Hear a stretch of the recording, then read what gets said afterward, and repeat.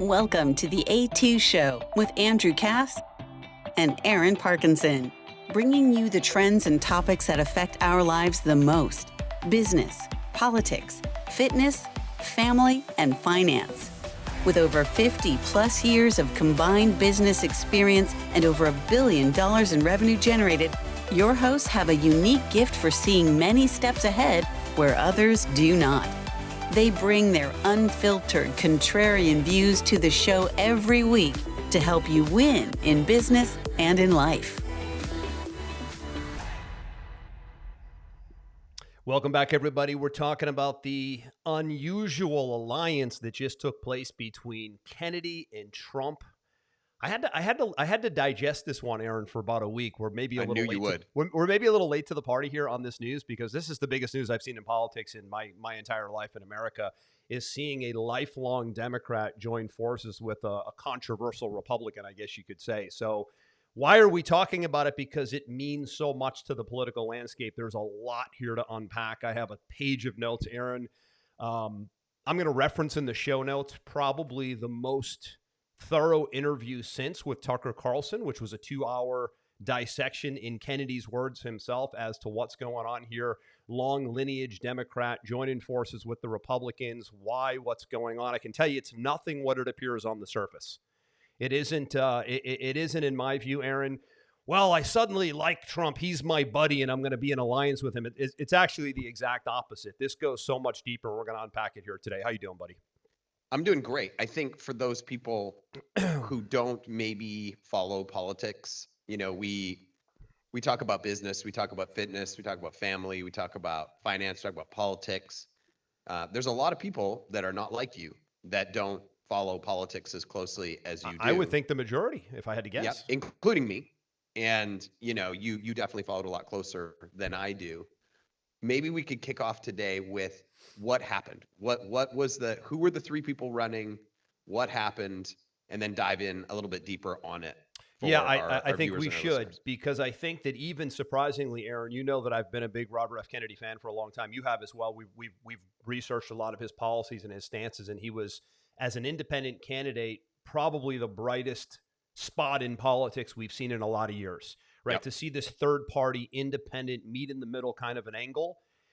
But here's what happened, though. While that swell was taking place, I like to call it a people's revolution, he was being censored, marginalized, and canceled by his own party. That was not something he wanted to have happen. That was not something he foresaw happening. In fact, he wanted to run as a Democrat. He's been a lifelong Democrat. John F. Kennedy, for those that don't know, is his uncle, one of the most loved presidents in American history. Bobby Kennedy, his dad, is JFK's brother, was also running for president, got shot. Both were killed. I mean, there's a lot here, and he's running or was running on the exact same policies as JFK. So if you do any research and you like history or you care about history, and you really should if you're an American taxpayer and you're voting in the election, RFK was running on the exact same platform as JFK and his dad, Bobby Kennedy Sr. So running as a for the people first, profit second, against the establishment, against conflicts of interest, against agency capture, against over-regulation, like really just a good independent, somewhat conservative, back then liberal, because today liberal is not really liberal, it's actually conservative. So we're sort of all over the place. But when he realized that in the state of New York, and I think I mentioned this, Aaron, recently, he was removed from the ballot by the DNC. He said, I can't play this game anymore. I want to run honestly. I want to run on my policies. I want to be able to debate. I want to be able to have open conversation. But if you're removing me from the ballot, and by the way, it cost him $10 million of his own money, Aaron, to fight that case. He's a resident of New York. They actually said he's not. So like Russia, Soviet, North Korea style stuff, they actually sued him and said, because you currently live in California, you're not a resident of New York, we're suing you. We're removing you from the ballot, which means we don't want the people to choose their candidate. This is all past tense, okay? This is recent. He said, whoa, how am I going to be able to compete and get on a debate stage? And I'm on 40 ballots already. You're going to remove me from New York, which is a huge state. And it's a state that he has 3 residences in, and his law license is there, and his driver's license is there, and his hunter's license is there. And you're saying he's not a New Yorker, but yet he grew up in New York, and Bobby Kennedy's a New Yorker, his dad. It's like, where do we live? So he basically stepped away and said, I'm going to go to the Democrat Party and I'm going to go to the Republican Party and I'm going to say, listen, this isn't a fair playing field. Here are my issues. Will you hear them out? There's actually 3. The chronic disease crisis is number 1. Censorship is number 2. And the war machine is number 3.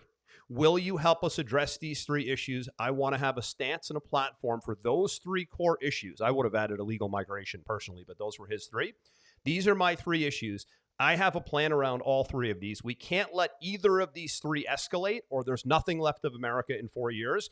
Dear Democrats, do you want to hear out my plans? Would you be interested in having me help you architect a plan around the big 3? No return phone call, no response, nothing, ever, nothing. Started with the Democrats, then went to the Republicans, aka Trump and his team. Here are my 3 stances: chronic disease crisis, stopping wars around the world, and the censorship situation is getting out of control. Do you want to hear me out? Do you want to hear my plans to keep these from escalating? Sure, Trump said, and his team. We are willing to hear you out because we stand against all 3 and we want to hear more. That is the reason he said, okay, I'm going to step aside. Very important, though. He's not running. He's not running in 10 states that are battleground states. Kennedy's on the ballot in 40 states. He won't be on in 50 by his choice. Now, here's where things get even funnier. He endorsed Trump because Trump will hear him out and allow him to execute. The other party won't. And he's removing himself from the ballot in 10 battleground states so that he's not in the way of the people choosing, but he's staying on the ballot in 40 states. I'll probably vote for Kennedy in Florida, right? Florida's not a battleground state, right? So he's on the ballot in 40 states. The DNC is now suing him because he wants to get off the ballot. So he was sued to be taken off the ballot. I kid you not. Can't make this stuff up. It's like a Saturday Night Live episode. And now, as he's removing himself from the 10 battleground states, they're suing him again to keep him on the battleground states. So maybe that's a long answer to a short question, but we are in way, way, way uncharted territory, and there's nothing democratic and there's nothing American happening here. So unpack that, Aaron, as somebody who, I guess, it's a lot. It's a mouthful because it's a mouthful. Well, it's just such an interesting situation. You started off today's show with saying you've never seen something or something along the lines of this is the most interesting thing that's ever happened in politics. I wouldn't say in politics, period, but I would say coming into a vote, it's definitely coming into the election cycle.